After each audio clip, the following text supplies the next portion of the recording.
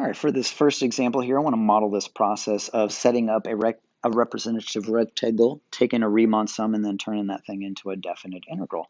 Now, you don't have to do this every single time. I would suggest that you do it at least a few times to get used to the process. It's going to pay dividends further down the road, I promise you. Okay, so I'm going to start by graphing what it is that they give us. Find the area of the region bounded by the graphs of y equals x squared plus 2, y equals negative x equals 0, and x equals 1. So let's throw in some x and y axis right? And the graph does not have to be perfect. We just need something to look at to be able to identify what's the top function, the bottom function, throw in our representative rectangle and all of that business. So we've got, first of all, our parabola.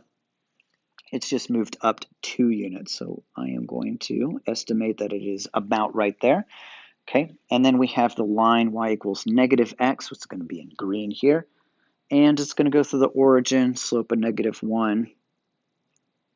That looks pretty accurate. And then we're going to go from 0 to +1. So I'm going to say +1 is about right there. Probably not drawn to scale, but that's okay. So we want the area of this strange shape that's right here, this region. And yes, I get it.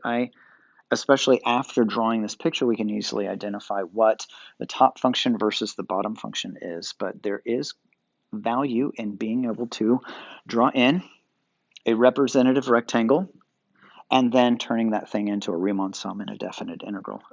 Okay, like I said, it's going to help us further down the road. So I'm going to pick a random point on both of these top and the bottom curves here and draw in the representative rectangle using those. Right? Okay, so there's one of the rectangles. And it has some sort of width, which we will call delta x. Not every single one of these problems is going to have a width of delta x. We're going to see further down at the end of this lesson that we're going to have horizontal ones which have a width of delta y instead. All right, we also need a height. Height here, the top function minus the bottom function.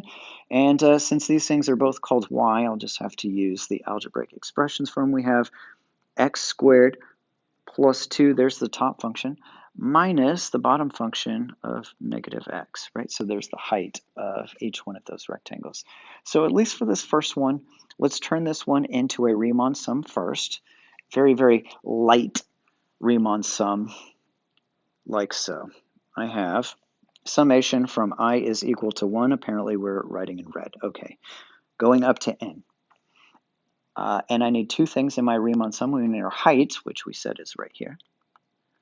But we need this as some sort of generic I function, because remember that I is the variable for the summation here. And this is going to look like this. This is x sub I.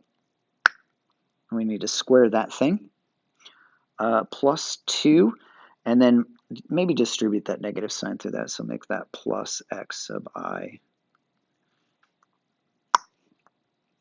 All of that is going to be multiplied by my width. And of course, you could do your width as your b minus your a, which is your 1 minus 0 over your n. But here, I'm about to take the limit as n approaches infinity, and that delta x is just going to turn into our dx here. Let me scooch this thing over so I do have room to actually take that limit, because that's what I'm going to do next. In blue, this is going to be so pretty. The limit as n approaches infinity. By definition, that is a definite integral from 0 to 1, in this case, from our a to b, of x squared plus 2 plus x dx. And remember that as far as this process goes, this is how you would evaluate the limit of a Riemann sum on the AP exam. You identify it as a definite integral and then apply, like I'm about to do, the fundamental theorem of calculus. Let's find the antiderivative. Antiderivative is going to be x cubed over 3 plus a 2x plus x squared over 2. And we will evaluate that from 0 to 1. Since we do have a polynomial function, this 0 is going to be super friendly to us. We essentially only have to do the 1. So we'd have 1/3 plus 2 plus a half. And you could leave it like that, but I think we can combine all of these things up. Let's get a common denominator for everything, which is going to be a 6. So rewriting thirds as 6 would be a 2/6.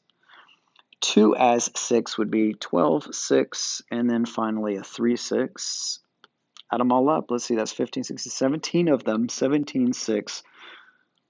What did we just find there? We just found the area between these two curves.